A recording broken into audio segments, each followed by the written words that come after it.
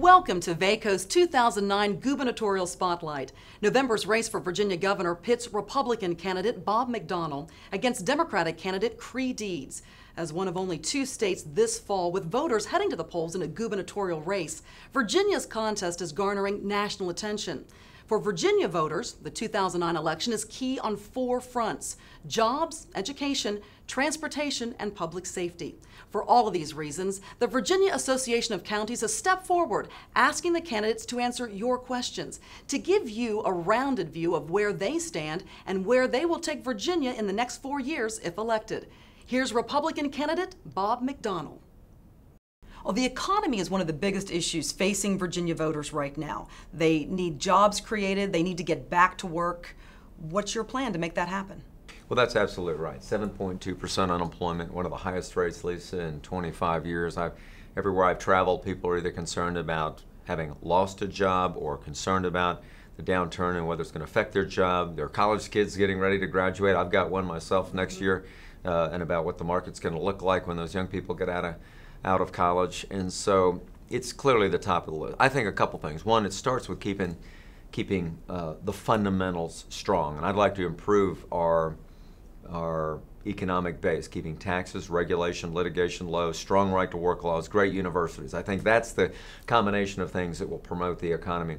I've laid out a number of plans, but to me it all starts with small business, promoting the entrepreneur. There are, I think, 75 to 80% of all the new jobs right now in Virginia come from the small businessman. I'd love to see the next Bill Gates start up a company in Virginia because we've kept the climate great to incentivize people to go into entrepreneurship. More tourism and film production, grants to bring people to Virginia, doubling the governor's economic opportunity fund to get the big companies to come, the next Altria or Hilton or Rolls-Royce to come to relocate to Virginia. Energy, I think, is a huge opportunity for Virginia. And I have a comprehensive energy plan to promote clean coal and natural gas, tremendous opportunities for Southwest Virginia, faster permitting for nuclear plants, offshore drilling. We're going to be the first state in America, on the East Coast, to drill offshore.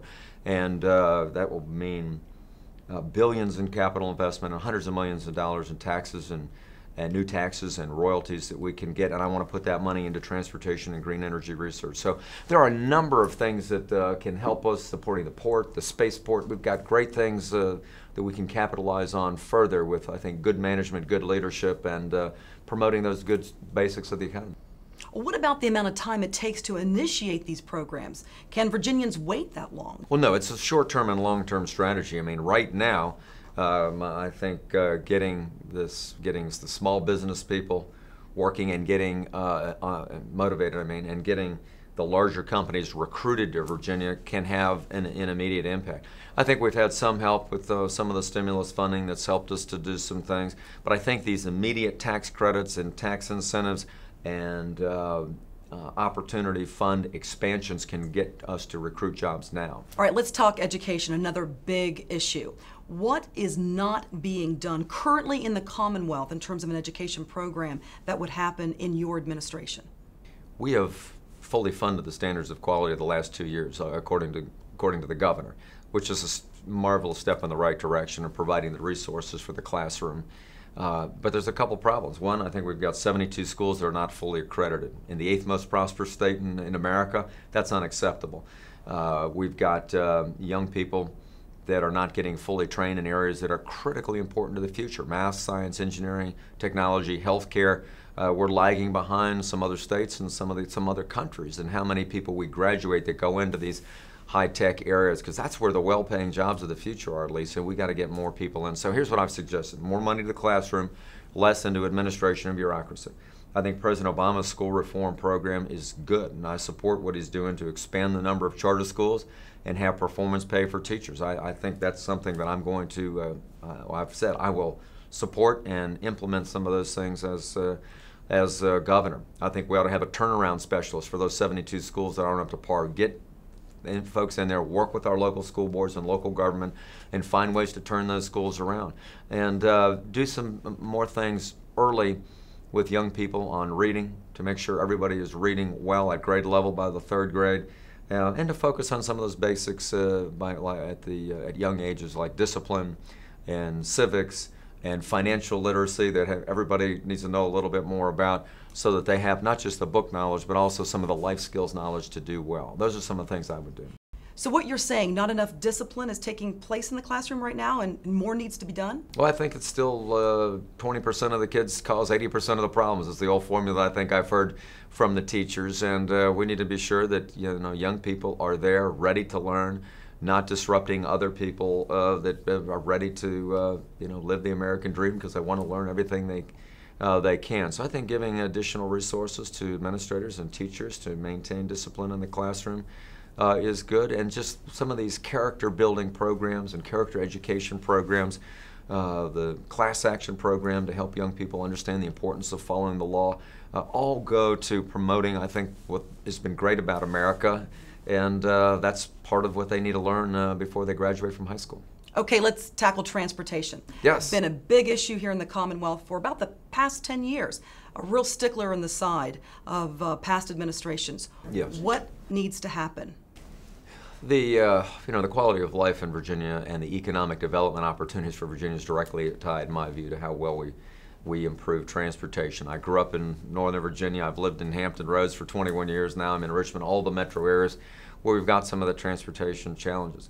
I've outlined a comprehensive plan to be able to fund transportation. I think we do it without jeopardizing education funding. We do it without raising taxes. It's a tough economy. I don't think people can sustain another tax increase. We just had a whopping one 5 years ago. Well, how does that happen without taxing? Where's the money coming from? Well, I've laid out 10 or 12 different funding mechanisms. Give me two. Well, I'll give you a bunch ones. of them. You follow your public-private partnerships, tremendously underutilized. You leverage money better. $4 billion in bonds. We authorized $3 billion 2 years ago. Not a dime's been issued. I suggested another $1 billion for congestion relief. Privatizing ABC stores. You got to be creative.